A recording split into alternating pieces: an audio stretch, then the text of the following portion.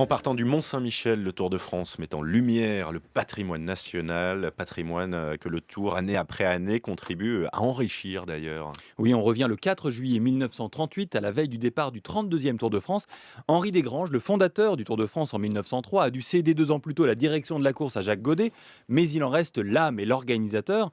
Il fait ici une déclaration d'amour à la course, mais aussi à la France. Le côté sportif du Tour de France, vous le connaissez, mais il y a un autre aspect de la course qui m'intéresse moi, c'est le parcours du Tour de France qui sillonne toutes les belles provinces de notre pays et qui me procure chaque année des émotions tout à fait considérables. Je me flatte d'être un Français qui adore son pays, qui est sujet aux émotions que provoquent les beaux paysages.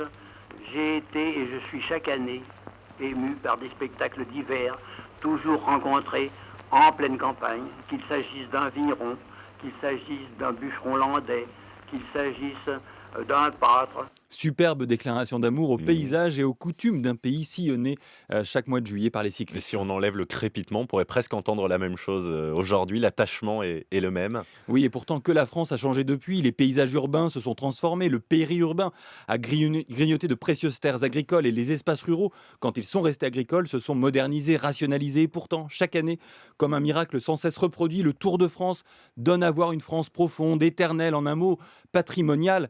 Il n'y a qu'à voir le Paris qui est montré le jour de l'arrivée pour se rendre compte que c'est une carte postale, loin du Paris vécu par les millions de franciliens. Mais le Tour de France ne rend pas uniquement hommage au patrimoine, comme il le fait aujourd'hui au Mont-Saint-Michel, il crée son propre patrimoine, retour en 1938. 21 étapes, 96 coureurs, 8 nations engagées.